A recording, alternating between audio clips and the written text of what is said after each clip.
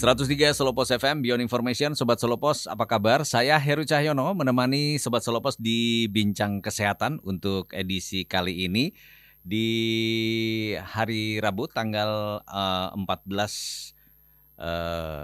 Desember ya, tahun 2022, dan kebersamaan kita nanti sampai nanti jelang pukul 21 waktu Indonesia Barat.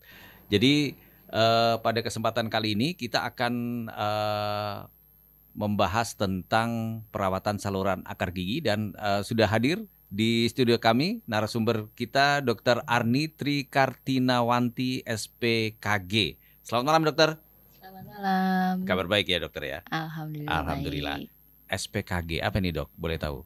SPKG itu spesialis konservasi gigi. Konservasi gigi. Oke.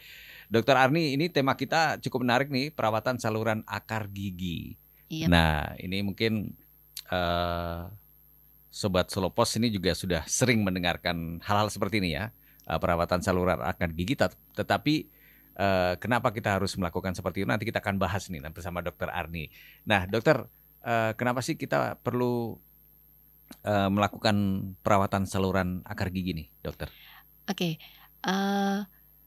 Perawatan saluran akar gigi itu bertujuan untuk menghilangkan infeksi yang ada di gigi dan juga tentunya mempertahankan gigi selama mungkin di dalam rongga mulut.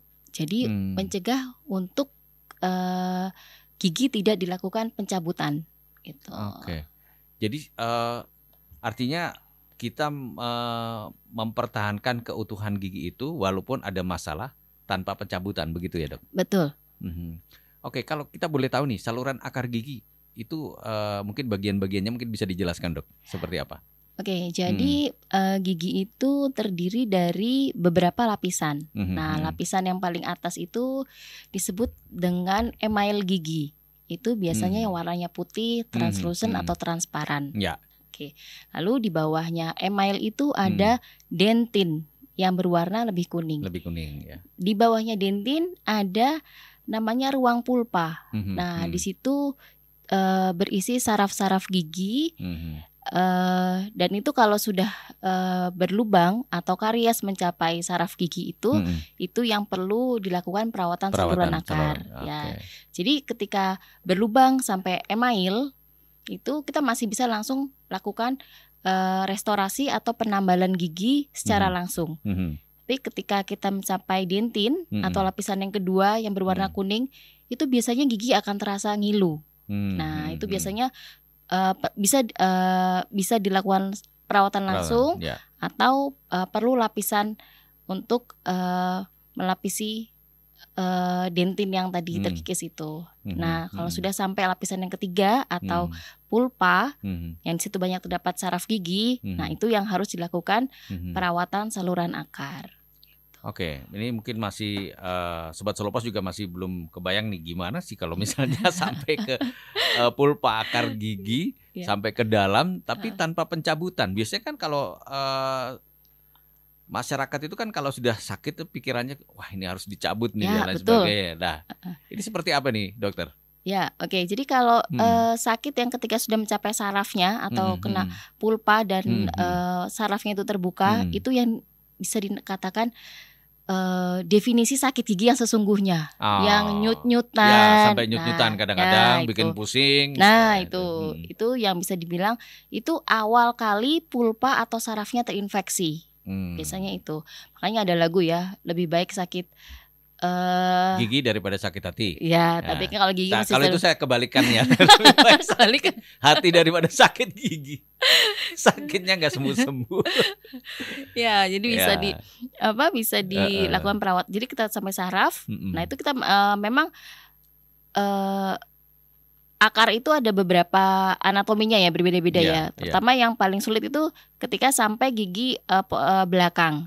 Atau geraham ya? Ya, geraham. Ya, itu biasanya itu agak sedikit sulit ya, karena susah. Apa posisinya yang di belakang atau memang konsturnya agak gimana gitu? Karena variasinya itu biasanya salurannya lebih dari 2. Oh, gitu. Yang gigi geraham khusus? Ya, gigi geraham. Atas atau bawah? Dua-duanya. Atas bawah. Oh, atas bawah. Lebih itu yang biasanya agak sulit. Jadi walaupun yang terinfeksi itu satu akar atau satu ruang pulpanya, tapi tetap harus disteril semuanya.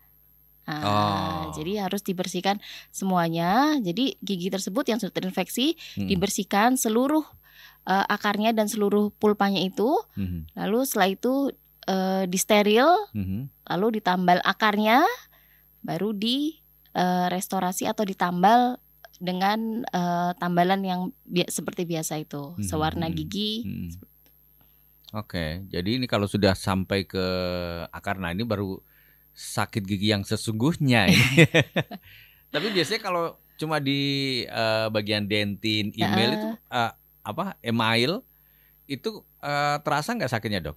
Biasanya kalau sampai email mulai berkurang nih, terkikis ya. Itu biasanya agak suka linu ya gitu.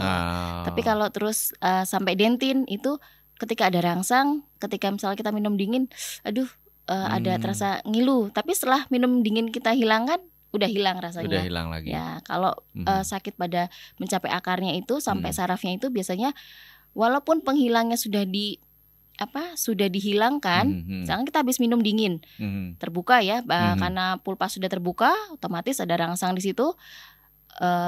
Timbul rasa nyut-nyutan. Ketika minum kita berhenti pun tetap terasa nyut-nyutan. Nah itu biasanya. Itu berarti sudah sampai ke akar-akarnya. Sarafnya. Tapi kalau misalnya masih di email itu mungkin hanya linu, tapi bisa hilang gitu. Ya. Gitu. Tapi kalau yang misalnya susah hilang tanpa minum dingin pun terus tiba-tiba sakit dan lain sebagainya, itu berarti sudah sampai ke akar. Ya, punya spesifik juga sih, biasanya lebih waktu malam hari. Tapi kalau cuaca itu pengaruh nggak sih, Dok? Jadi kadang-kadang kan ada yang sering mengeluh nih, wah pas hawa dingin tiba-tiba sakit. Itu sebenarnya pengaruh atau memang sugesti sih atau gimana? Ya kalau hawa dingin nih terasa, iya nih Dok, kambuh karena hawanya dingin. Hawanya dingin nih, lagi musim dingin kayak gini, Dok. Biasa gigi saya terasa lebih ngilu, lebih kambuh rasa ngilunya itu. Yaitu karena lapisan email semakin berkurang. Lalu kalau dingin ada seperti ada rangsang dingin mulai terbuka, atau jika sudah sampai dentin, lapisan yang kedua itu itu mulai terkena rangsang dari dingin itu. Tapi sebenarnya sih memang karena lapisannya sudah berkurang ya, email dan dentin. Berarti itu udah bakteri cukup banyak di situ ya? Bakteri cukup banyak, iya bisa. Bisa seperti itu. Oke, nah ini berarti kan kalau sudah memang permasalahannya itu juga ada tahapan-tahapan ya, mulai dari email, dentin sampai ke akar gigi, sampai ke saraf-sarafnya. Makanya kan sebenarnya gigi itu kan barang keras ya, kok bisa sakit ya? Ternyata ada sarafnya di dalamnya. Iya, ada saraf. Biasa di akar ya, Dok ya, saraf? Iya, di ruang pulpa itu, ruang pulpa ada saraf gigi itu. Nah ini tadi dokter sempat menyampaikan misalnya minum dingin kemudian terasa ngilu. Nah ada lagi yang minum dingin terasa ngilu, minum panas terasa ngilu. Nah ini permasalahannya apa ini, Dok? Oke, Kak. Susah ini. Kalau biasanya yang terkena email, dentin dan sarafnya itu atau ruang pulpanya itu biasanya rangsangnya rangsang dingin. Tapi lebih banyak ke dingin. Ya, kalau panas itu biasanya ada keterlibatan sakit pada jaringan lunaknya, jaringan periodontalnya. Ya, itu biasanya ada rangsang panas, ikut merasakan sakit tuh ya. Nah ini kalau sudah seperti ini kan berarti kita perlu melakukan perawatan saluran akar gigi nih, Dok. Iya. Kira-kira kalau ke dokter nih, hal-hal apa sih, tahapan-tahapan apa sih yang perlu dilakukan ketika kita melakukan perawatan akar gigi nih, Dok? Ya, ini dia. Jadi semakin ke dalam lapisan yang ketiga yang terkena, itu perawatannya akan semakin kompleks. Jadi banyak pasien tuh menanyakan, Dok, bisa kan ditambal langsung gitu. Kenapa harus kembali lagi, Dok, gitu ya. Jadi ketika hanya mencapai dentin atau email itu kita bisa lakukan penambalan langsung. Tapi kalau sudah mengenai saraf giginya, itu harus dilakukan perawatan terlebih dahulu. Nah, perawatannya itu ada pertama kali kita harus, kalau masih sakit ya, masih akut atau sakit sekali nyut-nyutan, biasanya kita lakukan devitalisasi atau mematikan sarafnya. Gitu. Jadi kita lakukan, kita beri obat di dalam kavitas atau gigi yang berlubang tadi, lalu kita tutup tambalan sementara. Nah, ini fungsinya untuk mematikan sarafnya. Jadi ketika kunjungan berikutnya itu bisa kita lakukan perawatan selanjutnya dengan menghilangkan rasa sakit. Gitu, harapannya seperti itu. Bisa juga alternatifnya, ada juga pilihan, kadang ada yang langsung dilakukan anestesi ataupun untuk dilakukan pematian saraf. Tapi biasanya memang kalau pulpitis itu sudah nggak tahan ya, ada yang tahan, ada yang juga tidak. Jadi ada dua pilihan, memang bisa seperti itu. Jadi kalau misalnya ada yang sakit gigi nyut-nyutan, kemudian ketika kita tanya, oh gigi saya berlubang gitu kan. Jadi itu pun juga tergantung berlubangnya seperti apa ya dok ya, tingkat sakitnya itu ya. Sampai nyut-nyutan itu mungkin kalau mungkin masih lubang-lubang sedikit lah, mungkin nggak begitu ini ya. Nggak begitu terasa biasanya. Biasanya orang kebanyakan datang mengeluhkan gigi berlubang itu paling nggak udah sampai dentin. Jarang yang email terus merasakan ini, kecuali yang sangat care sekali ya. Linus dikit langsung preventif gimana supaya tidak berlubang gitu. Jadi biasanya yang sudah datang itu sudah sampai dentin. Jadi sudah merasakan ada ngilu, mengganggu gitu. Jadi memang ketika sampai email itu ada rasa mengganggu tapi tidak terlalu. Tapi kalau udah sampai dentin biasanya sudah sudah sangat mengganggu. Ya. Kalau lubang udah sampai ke dentin itu apakah hanya cukup ditambal atau bagaimana dok? Biasanya ada treatmentnya. Kalau sampai akar kan perawatan saluran akar. Kalau sampai dentin biasanya kita lakukan pulp capping. Pulp capping itu semacam kita beri lapisan supaya bisa recovery dari dentin tersebut. Gitu ya. Nanti terbuat karena saya ngajar juga ya dentinal bridge, jadi di situ sudah terbentuk dentinal bridge sehingga bisa recovery, bisa hilang rasa ngilunya itu. Tapi juga nanti akan ditambal gitu? Iya, nantinya di restorasi juga ditambal juga. Ditambal juga, tapi ini tanpa pencabutan ya? Tanpa pencabutan. Nah, berarti ini kan yang sudah sampai ke dentin nih dok. Tapi kalau yang udah sampai ke akar gigi gimana dok? Proses kita misalnya yang terjadi masalah di akar gigi gitu. Ya, itu tadi pertama kita matikan sarafnya dulu, lalu kita steril, disteril dulu. Setelah itu, setelah disteril tidak ada keluhan, baru kita lakukan penambalan akarnya. Setelah penambalan akarnya, baru kita lakukan penambalan tetap. Itu yang menyebabkan mengapa kalau sudah sampai akar atau sarafnya itu kita memerlukan kunjungan bolak-balik. Ya, berarti untuk perawatan akar gigi tidak cukup satu kunjungan dong? Ya, berarti? Tidak cukup satu kunjungan. Oke. Ini berarti ada pembedahan dok? Tidak ada pembedahan. Oh, tidak ada? Tidak ada. Oh, itu terus yang ke akarnya gimana tuh cara? Jadi kita dicari saluran akarnya semuanya, lalu kita menggunakan jarum endo. Endodontia untuk mengambil akarnya, menyeteril, dilebarkan akarnya, lalu kita steril. Jadi tanpa ada pembedahan ya? Tanpa ada pembedahan. Oke, kalau ada pembedahan udah beda lagi nih kasusnya? Ya, udah beda lagi. Udah beda lagi. Oke, dokter kita akan jeda terlebih dahulu. Nanti selepas komersial break kita akan lanjutkan lagi. Untuk Sobat Solopos yang ingin bertanya-tanya nih tentang perawatan saluran akar gigi, silakan bisa manfaatkan WhatsApp di 081 226 103 103.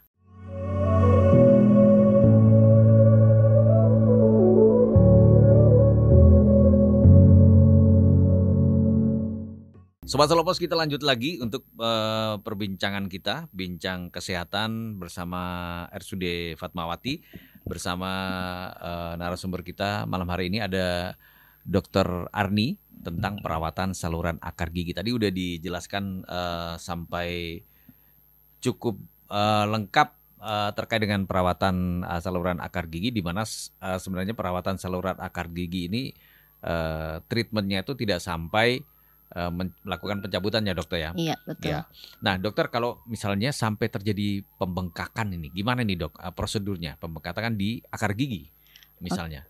Oke, jadi infeksi yang mengenai akar gigi, saluran akar di saraf itu ya, ruang pulpa sarafnya itu, nah itu lama-lama akan masuk terus ke dalam akar gigi. Nah itu di bawah akar gigi itu terdapat lubang, itu yang akan menghubungkan dengan gusi.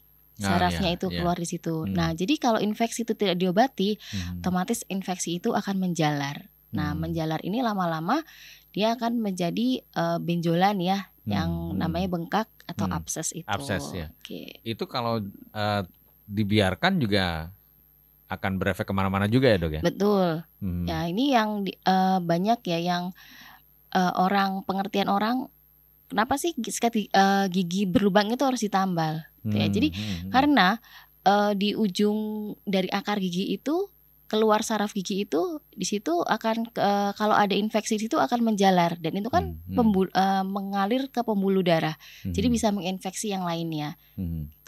Itu salah satu penyebab terkadang orang yang mempunyai penyakit jantung itu perlu untuk menambalkan giginya, gigi yang berlubang itu karena infeksinya akan bisa menjalar ke situ. Jadi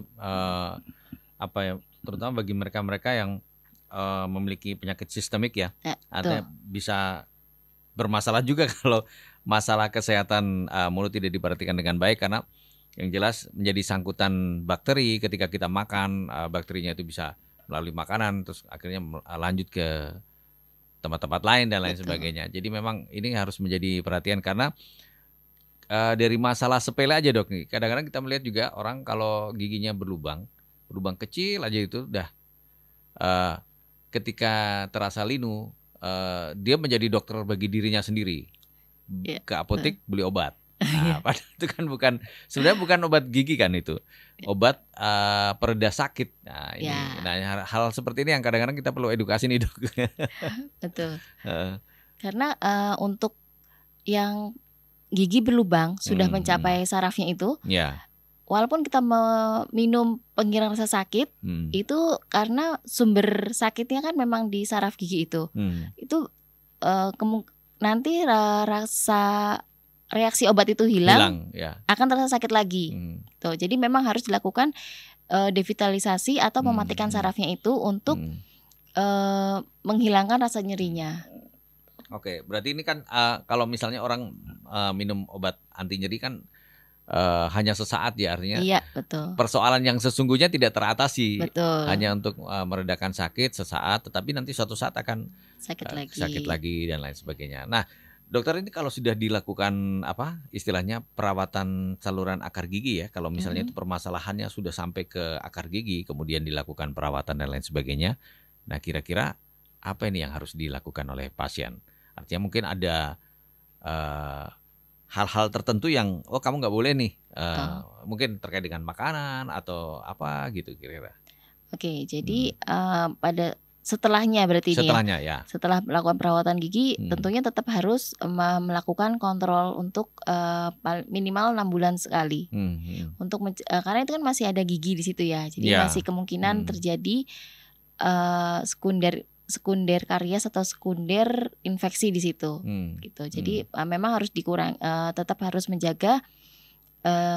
Berarti kita harus ke preventif pencegahan, sikat gigi minimal 2 kali sehari setelah sarapan dan sebelum tidur, itu untuk menjaga. Lalu dilakukan scaling atau pembersihan karang gigi untuk mengecek apakah ada gigi berlubang lagi atau tambalan kita aman atau tidak. Lalu dihindari makan makanan yang keras, karena gigi setelah mengalami setelah dilakukan perawatan saluran akar, otomatis gigi menjadi rapuh. Kenapa menjadi rapuh? Karena karena sudah tidak ada lagi suplai darah di gigi tersebut, sudah digantikan dengan pengisian saluran akar tadi, gitu. Jadi pasti akan menjadi lebih rapuh, gitu.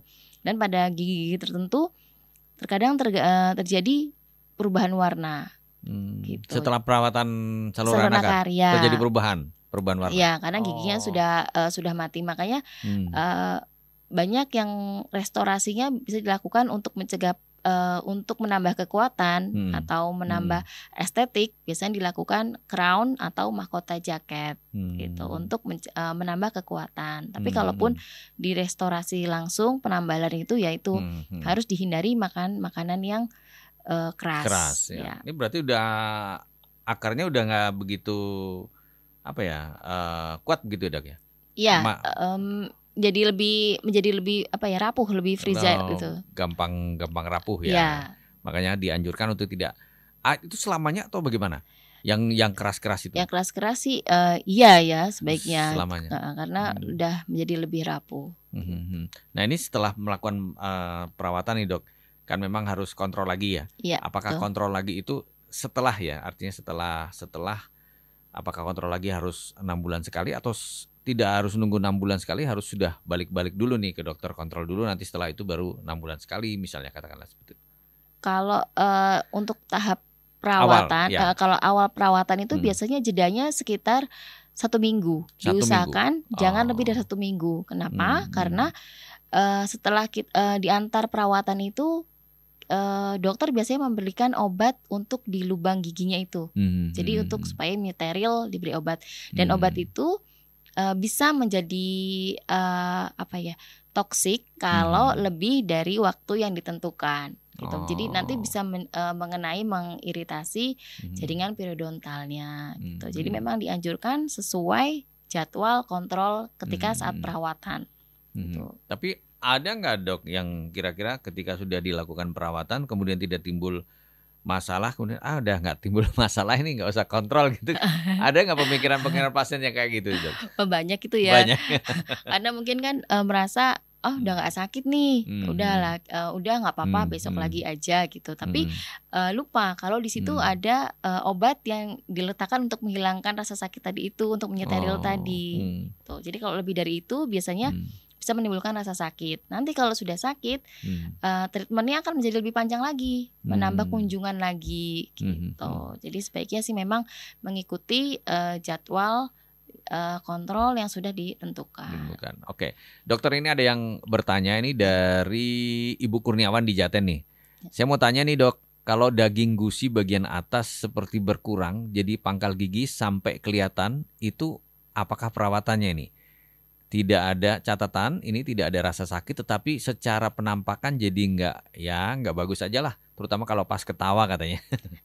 Oke, itu berarti gusinya agak turun gitu ya, kurang lebih ya. Ya, betul. Ya. Gusi turun ya. Gusi turun itu ya. Jadi lubang pada gigi itu ada 2, ada karies dan non karies.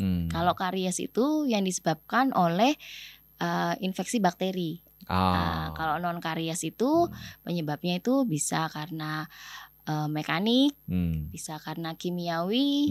Jadi mekanik salah satunya adalah cara mensikat gigi. Nah, ini biasanya tekniknya ya. Teknik sikat gigi yang malah terlalu bersemangat sikat giginya. Harusnya gentle aja ya. Jangan semangat-semangat itu. Soalnya kadang-kadang gini, Dok, bersemangat karena pengen bersih. Nah, gitu. Itu ya. Itu juga. Jadi sikat gigi itu yang mudah diingat itu dari merah ke putih. Gusi gigi berarti. Ya, jadi dari merah ke putih. Jadi kalau terlalu banyak, jadi mungkin yang dialami dengan ini Ibu Kurniawan. Ibu Kurniawan ya mungkin adalah lesi non karies. Atau bisa disebut resisi gingiva. Atau penyebabnya kemungkinan bisa mekanik ya, atau cara mensikat gigi yang terlalu keras itu. Nah, itu bisa dilakukan penambalan. Biasanya sih kalau nggak ada rasa sakit itu bisa dilakukan 1 kali penambalan. Itu biasanya kalau belum linu sekali, biasanya baru emailnya yang terkikis. Tapi kalau sudah sampai rasa ngilu mengganggu, itu mulai ke dentinnya yang terkena. Tapi ada juga yang dari situ menembus sampai ke sarafnya. Tuh nanti kalau itu perawatan saluran akar. Tapi kalau belum ada rasa ngilu, cuma mengganggu, biasanya bisa dilakukan penambalan secara langsung, penambalan dengan menggunakan resin komposit itu sewarna gigi. Bisa. Tapi kalau misalnya tidak lubang dok, jadi artinya gusinya turun, tapi tidak lubang. Mungkin itu karena apa ya? Mengembalikan posisi gusinya biar seimbang dengan kiri kanannya itu gimana? Bisa nggak dok kira-kira? Kalau itu sebenarnya kalau mengembalikan itu ya gusi kembali tanpa ada resesi ataupun lesi non karies tadi itu biasanya dilakukan oleh spesialis perio. Ya. Tapi intinya bisa dilakukan. Bisa dilakukan tuh teknik seperti itu, smile gum itu ya. Jadi banyak kan juga ada yang sebaliknya ya. Jadi kayak gusinya tuh terlalu menutupi. Tuh itu bisa diatur di smile line sama di smile gumnya itu bisa diperbaiki. Tapi spesialisnya sudah beda ya, periode dental beda. Nih, Dokter Heru nih harusnya. Ya. Iya. Kalau yang ke Ibu Kurniawan ini kan apa namanya? Artinya ada permasalahan mungkin ya dok ya. Jadi ada permasalahan. Jadi yang bisa dilakukan adalah mungkin penambalan itu tadi ya. Ya, penambalan dengan sewarna gigi. Gitu.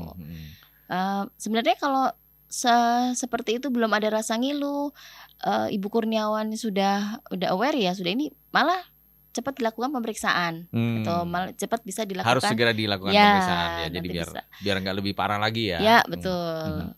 Oke, jadi silakan ke dokter gigi. Kalau yang kayak Bu Kurniawan ini harus ke spesialis konservasi atau dokter gigi umum sepertinya Mas bisa juga ya. Ya, jadi nanti silakan diperiksakan ke dokter gigi terlebih dahulu. Persoalannya apa yang dirasakan oleh Ibu Kurniawan, nanti setelah itu nanti kan akan bisa diatasi lah untuk apa yang permasalahan yang disampaikan oleh Ibu Kurniawan. Terima kasih Bu Kurniawan yang ada di Jaten sudah bergabung. Nah, dokter terkait dengan apa namanya yang perawatan saluran akar gigi tadi kan memang setelah dilakukan perawatan saluran akar gigi kan memang harus sering kontrol, paling tidak jangan lebih dari rata-rata seminggu ya, seminggu harus kontrol lagi. Itu sampai berapa lama ini dok? Oke, sebenarnya tergantung kasusnya. Tergantung kasusnya. Ada yang kalau yang memang kasus tertentu itu terkadang bisa one visit. Pengunjung sekali ya. Itu pada kasus-kasus tertentu tapi ya. Tapi kalau gigi tersebut pernah mengalami bengkak atau abses, itu biasanya akan menambah kunjungan. Jadi untuk tahapannya kurang lebih ya kalau yang biasa di rumah sakit ya, rumah sakit Ibu Fatmawati itu biasanya kita pertama kali devitalisasi atau matikan sarafnya. Lalu setelah itu kita lakukan open access atau pencarian akarnya. Lalu kita lakukan preparasi saluran akar. Lalu kita lakukan, kalau sudah tidak sakit, kita lakukan penambalan akarnya. Lalu penambalan permanen. Gitu. Jadi kurang lebih 4-5 kali kunjungan setiap minggunya. Setiap minggunya. Berarti itu tidak bisa, tergantung kasusnya juga sih sepertinya berarti ya. Iya, tidak betul. Bisa sekaligus langsung dilakukan penambalan seperti itu, tapi harus ada beberapa kasus yang harus berapa kali dulu ya, lebih baru bisa dilakukan penambalan. Tapi kadang-kadang ada persoalan gini dok, tambalan lepas. Nah itu kenapa itu dok? Bisa seperti itu? Tambalan lepas, jadi memang kalau tambalan sementara, tumpatan sementara itu sebenarnya ada beberapa jenis. Tapi yang biasa digunakan itu pada umumnya itu memang dirancang sedemikian rupa, maksimal sebenarnya 1 minggu. Jadi kalau lebih dari 1 periodenya minggu. 1 minggu. Ya, gitu. Jadi memang tujuannya untuk apa? Jadi ketika kita melakukan kunjungan berikutnya kontrol, bukanya juga nggak terlalu sulit kan? Itu salah satunya itu. Jadi memang sudah ada periodenya gitu, kurang lebih 1 minggu. Nanti setelah itu ditambah lagi atau enggak? Ya, ditambah lagi. Ditambah lagi. Ya, jadi kalau sudah nggak sakit, misalnya sudah bersih, biasanya kita lakukan walaupun belum selesai tahapnya, selalu ditumpat sementara. Gitu. Jadi kalau tambalan lepas banyak faktor, bisa juga biasanya kan diberikan instruksi. Jangan makan dulu 30 menit sampai 60 menit. Tujuannya supaya tambalan sementara tersebut mengeras dengan baik. Kalau sudah mengeras dengan baik, kan lebih aman digunakan untuk makan. Tapi tambalan itu pun biasanya hanya bertahan 1 minggu yang biasa untuk perawatan saluran akar itu. Tapi itu kan ini dok, jadi jarak penambalan dengan perawatan kan dekat ya. Tapi ada juga yang beberapa persoalan itu muncul, jadi misalnya sudah 1 tahun lebih gitu ya. Lepas ini dok, gimana nih? Sudah tambalan permanen maksudnya? Ya. Tambahan permanen pas. Ya, oke. Jadi setiap bahan tumpatan itu ada kelebihan dan kekurangannya. Gitu. Jadi tergantung bahannya berarti. Tergantung bahannya. Tapi biasanya itu juga terkikis juga ya. Jadi tambalan kalau gigi aja bisa atrisi atau terkikis, apalagi tambalan ya tetap bisa terkikis. Itu bisa juga karena itu lalu retensinya berkurang menjadi lepas atau memang terjadi shrinkage pengerutan. Ya, itu memang ada. Beberapa bahan ada yang seperti itu gitu. Apalagi kalau orangnya kebiasaan ada kebiasaan buruk ya. Biasanya ada kebiasaan buruk itu mempercepat terjadinya atrisi atau terkikisnya suatu tumpatan gitu. Berarti sebenarnya kalau lepas dan tidak tergantung bahannya juga ya? Iya, tergantung bahannya. Ini kalau untuk tambal menambal gitu masih tercover BPJS? Masih. Jadi kalau BPJS masih kuratif ya, masih sampai kuratif. Tapi kalau sudah estetik itu biasanya sudah tidak ditanggung oleh BPJS. Misalnya lagi. Ganti gigi misalnya. Ya, jadi sudah enggak. Kalau perawatan saluran akarnya itu masih ditanggung. Seluruhnya dengan bahkan ronsen panoramik pun masih ditanggung oleh BPJS di RSUD ya dan BPJS masih ditanggung itu. Yang tidak ditanggung itu kalau berkaitan dengan estetik ya barangkali. Iya, dengan berkaitan dengan termasuk pemasangan behel nggak ditanggung ya? Bisa diusulkan ke BPJS mungkin. Iya, nanti kita usulkan ke BPJS pemasangan behel ditanggung ditanggung pasien mas. Oke dokter, kita akan jeda kembali. Nanti kita lanjutkan lagi. Sobat Solopos yang mau gabung silakan bisa manfaatkan WhatsApp 081 226 103 103.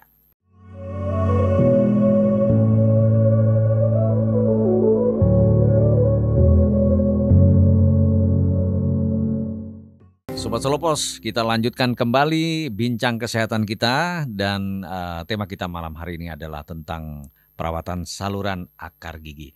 Nah, dokter, kira-kira untuk mencegah lah biar tidak terjadi permasalahan pada saluran akar gigi gimana nih, Dok? Oke, jadi memang untuk preventif itu memang lebih baik ya. Ya. Jadi sebaiknya rajin untuk seperti tadi sudah dibahas di depan ya, rajin untuk memeriksakan giginya secara rutin 6 bulan sekali. Jadi bisa terdetek jika ada gigi-gigi berlubang yang harus dilakukan penambalan sehingga tidak mencapai saraf gigi. Itu akan lebih mudah dan lebih tidak membuang, tidak perlu beberapa kali kunjungan untuk penumpatan atau penambalannya. Lalu setelah kita rajin kontrol, kita juga harus melakukan scaling secara berkala ya. Karena scaling itu untuk membersihkan kalkulus. Kalkulus itu dia tidak bisa hilang hanya dengan menyikat gigi. Jadi memang harus dilakukan scaling dengan bantuan alat namanya scaler untuk membersihkan karang-karang gigi. Dan karena karang gigi ini merupakan salah satu penyebab dari gigi berlubang. Gitu.